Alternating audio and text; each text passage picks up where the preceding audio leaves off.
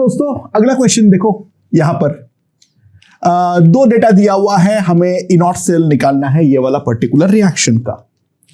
अच्छा ऑब्वियस सी बात है, ये वाला जो सेल है इस पे हम देख सकते हैं जो क्रोमियम मेरा क्रोमियम +3 पर कन्वर्ट हो रहा है, तो ये वाला रिएक्शन को मुझे उल्टा लिखना पड़ेगा। 2 chromium gives me chromium, sorry 2 नहीं था यहां पर, sorry, chromium gives me chromium 3+3 electron, और ये मेरा है ऑक्सीडेशन पोटेंशियल। और इस रिएक्शन को पाने के लिए हम इलेक्ट्रॉन को बैलेंस करेंगे, इसको इंटू 3 करेंगे, इसको इंटू 2 करेंगे और फिर दोनों को ऐड कर देंगे, तो मेरे पास जो ई सेल आ जाएगा तो that will B SOP anode plus SRP cathode.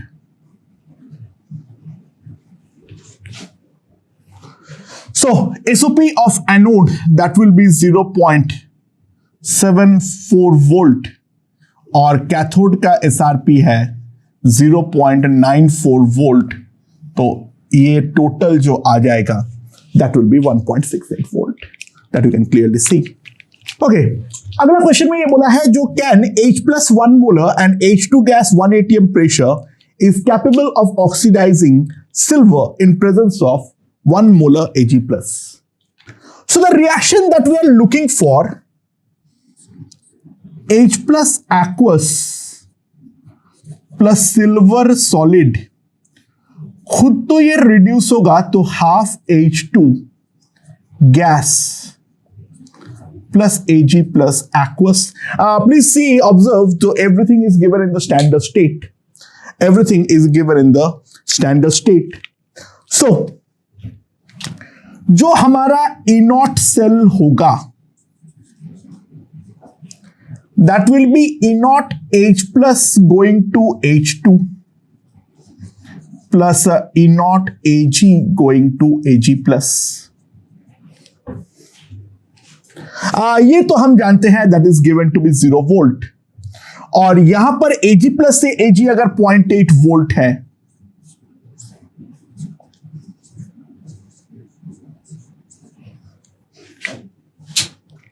तो इनॉट cell is less than 0. That simply implies not spontaneous or possible. This one is not spontaneous, or this reaction is not going to take place. ठीक है? Okay दोस्तों, so here we are given 2 half cells and we have to predict the E naught of copper plus 2 copper. ये और एक half cell के बारे में information जो है वो हमारा पूछा गया है। सो यहां पर अगर मैं रिएक्शंस के बारे में देखूं तो पहला रिएक्शन को तो मुझे उल्टा लिख देना चाहिए, कॉपर 2+ प्लस इलेक्ट्रॉन, इसका ई नॉट जो है वो है मेरा -0.15 वोल्ट। ये तो ऑब्वियस है, उल्टा लिखूंगा तो ई नॉट भी उल्टा हो जाएगा, यानी it's like what we are given is SRP, what we are writing is SOP। So obvious सी बात है ये उल्टा हो जाएगा, एक दूसरे का नेगेटिव हो जाएगा, दैट्स प्रीटी एविडेंट।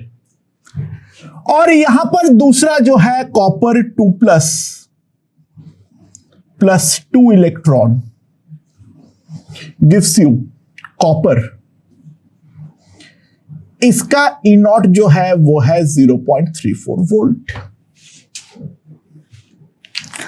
और इन दोनों रिएक्शंस को अगर मैं ऐड करता हूं तो what I have is the requisite reaction copper, इसका ई नॉट कितना होगा ये पूछा गया है। तो ध्यान देना, this is not going to be 0.19 volt. दो अलग अलग हाफ सेल दिया हुआ है और एक हाफ सेल का पूछा गया है, डायरेक्टली मैं किसी भी हालात पर इनको ऐड कर ही नहीं सकता हूं। This is not an additive property. हम कहीं पर नहीं बोले हैं। देखो एसआरपी और एसओपी क्यों ऐड होता है कैथोड और एनोड में, ठीक है, क्योंकि वहां पर तो दोनों एक ही साथ आपस में कनेक्टेड है।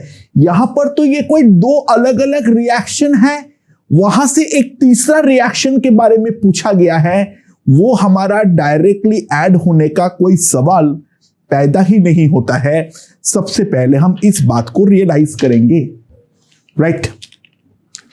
सो यहां पर हमारे पास जो आ गया है, तो यहां से अगर हम देखें तो ये वाला रिएक्शन का जो डेल्टा G1 होगा that will be equals to minus n। कितना है यहां पर 1 है, मैं इसका एक मोल एक्सटेंट ऑफ रिएक्शन मान लेता हूं, तो n हमारा 1 है, इंटू f इंटू माइनस 0.15। और इस वाले रिएक्शन का डेल्टा G2 जो होगा -2, क्योंकि 2 है यहां पर, f इंटू 0. डेल्टा G जो है वो हमारा स्टेट फंक्शन है, तो ये वाले का जो डेल्टा G होगा that can be written as delta G1 plus delta G2, and this can be also written as n मेरा यहां पर 1 है इंटू E नॉट।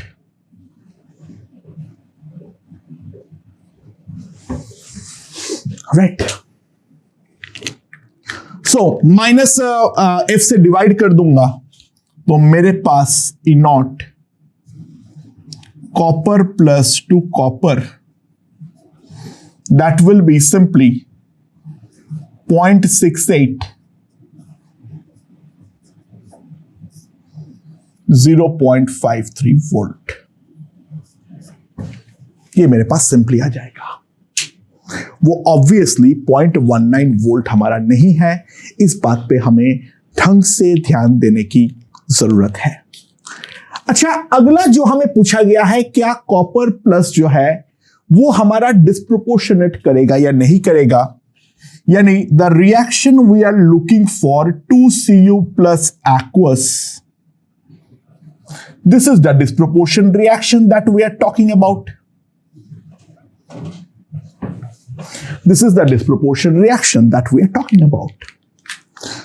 तो बेसिकली यहां पर हो क्या रहा है, एक तरफ copper plus copper 2 plus plus electron में कन्वर्ट हो रहा है, और इसमें एक ही कॉपर प्लस वापस मेरा कॉपर में कन्वर्ट हो रहा है। अब ये ध्यान देना, ये एक ही सेल का 2 हाफ सेल है, ये एक ही सेल का 2 हाफ सेल है।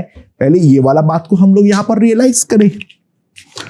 तो ये वाले का मेरे पास कहीं पर इंफॉर्मेशन है क्या? हाँ है। ये वाले का अगर हम ध्यान दें, कॉपर प्लस से copper 2 plus, what we are given is copper plus से कॉपर 2 प्लस का this one E naught minus 0.15 volt, और इस वाले का जो E नॉट है वो तो हमने अभी अभी निकाले हैं, कॉपर प्लस दे रहा है कॉपर में, तो that will be equals to 0.53 volt. तो सिंपली अगर मैं इन दोनों को ऐड करूं तो E नॉट सेल जो हमारे पास आएगा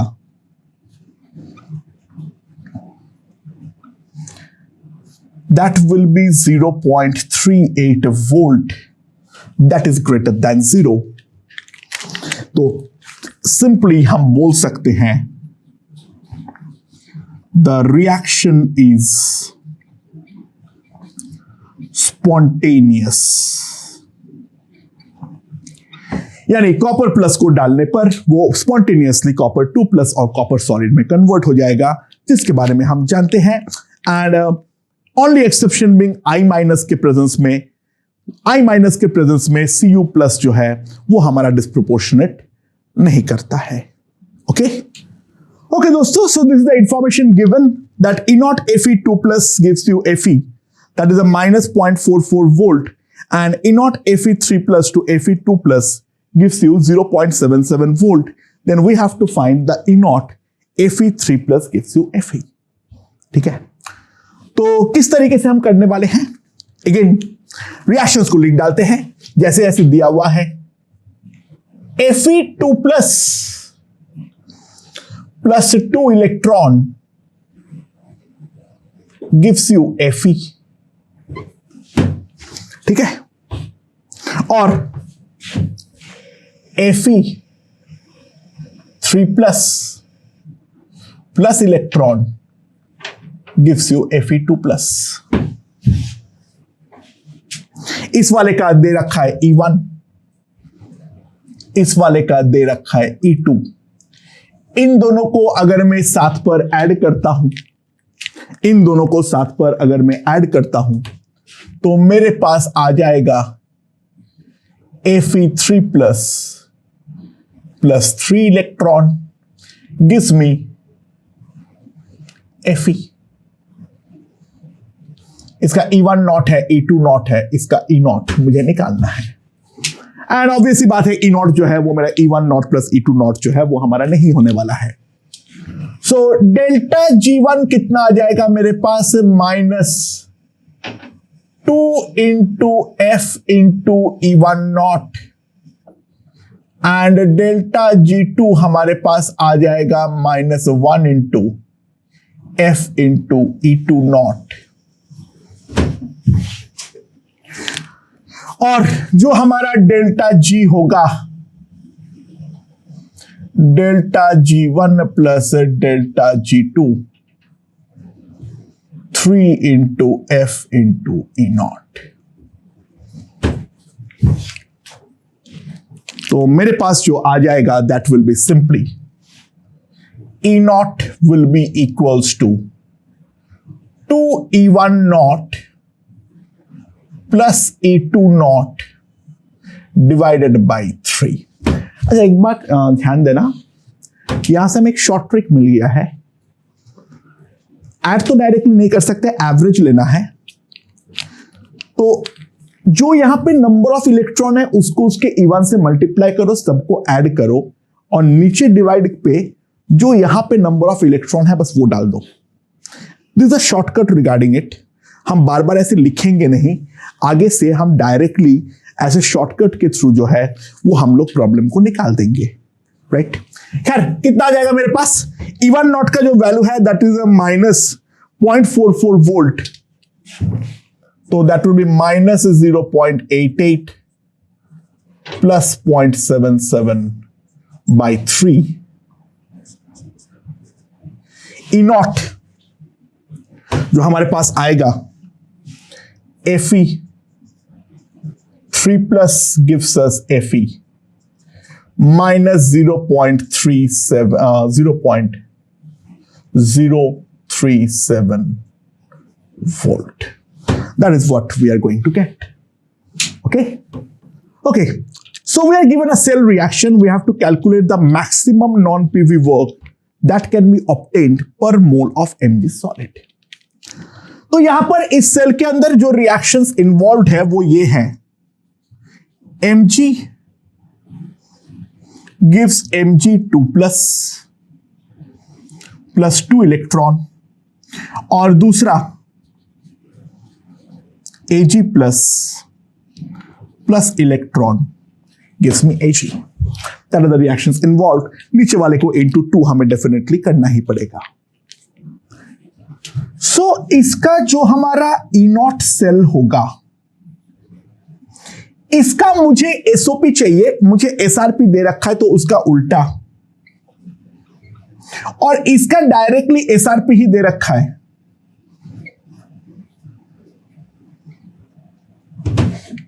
and maximum non PV work यहां पर अगर हम ध्यान दें, N is equals to 2 for 1 mole Mg, that we can write. एक से 2 इलेक्ट्रॉन निकलता है. So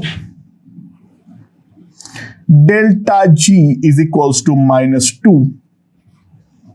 into E naught cell.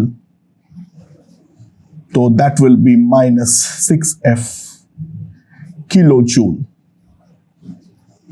sorry, joule per mole extent of reaction that we can directly write.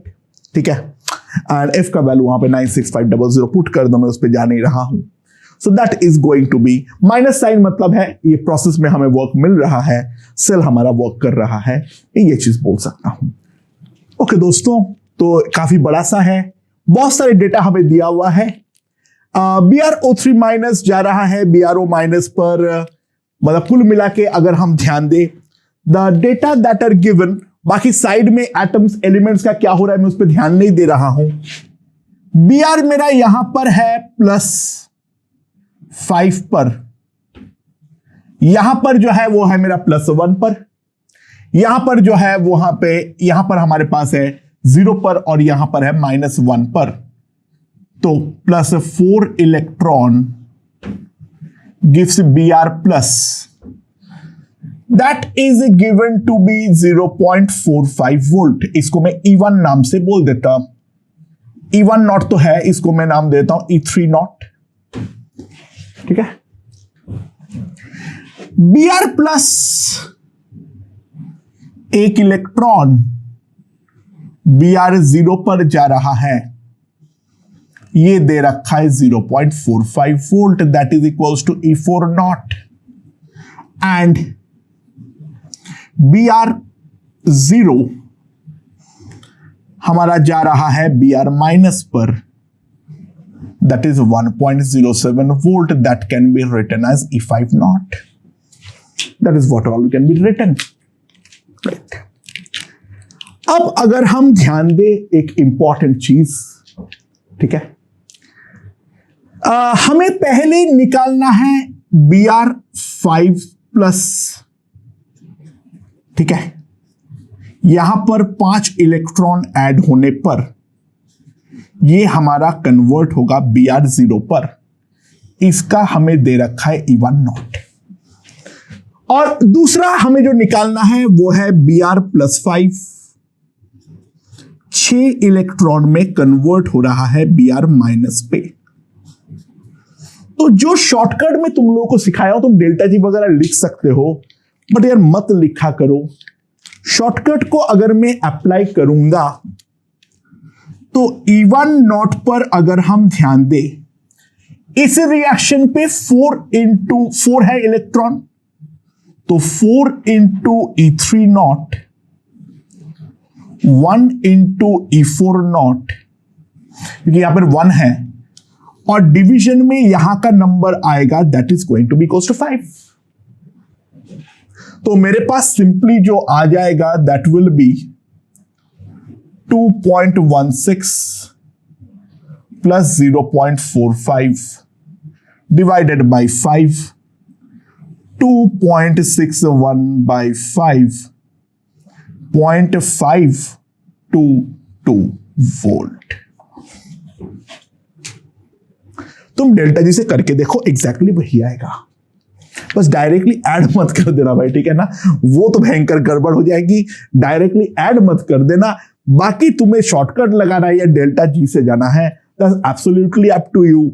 मैं बोल रहा हूं यार क्यों जाना है, तो E2 नॉट को देख लो, यहां पर 3 रिएक्शन हमारा ऐड होने वाला है. तो 4 into E3 not, 1 into E4 not, 1 into E5 naught divided by 6.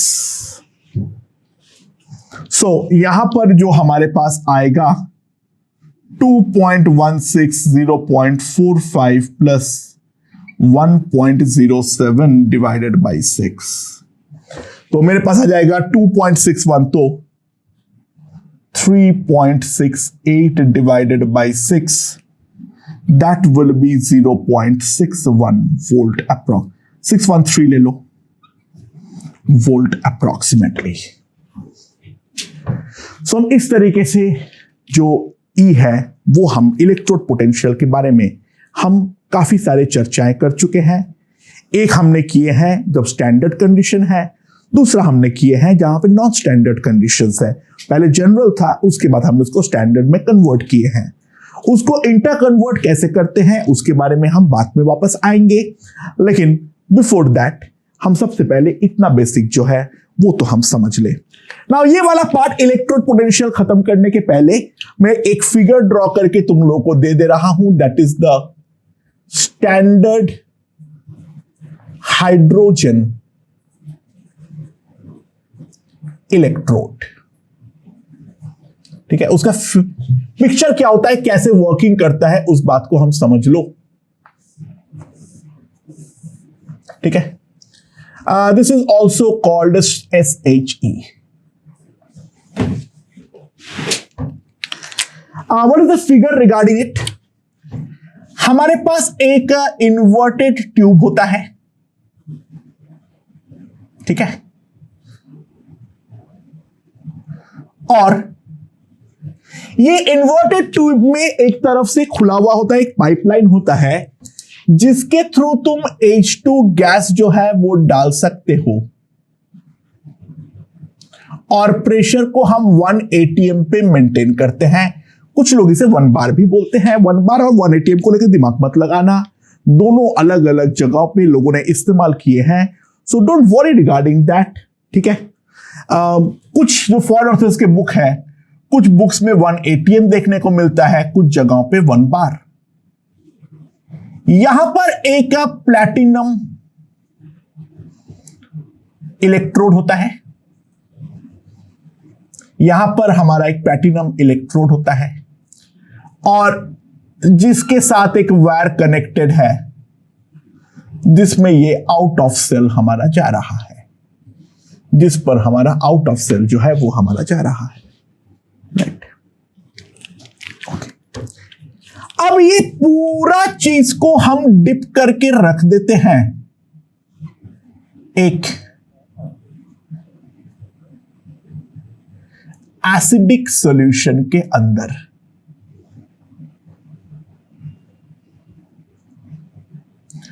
इसके अंदर H+ aqueous होता है and the concentration is kept at 1 molar. So this is the standard hydrogen electrode. ठीक है, अच्छा, to calculate SRP of any other electrode,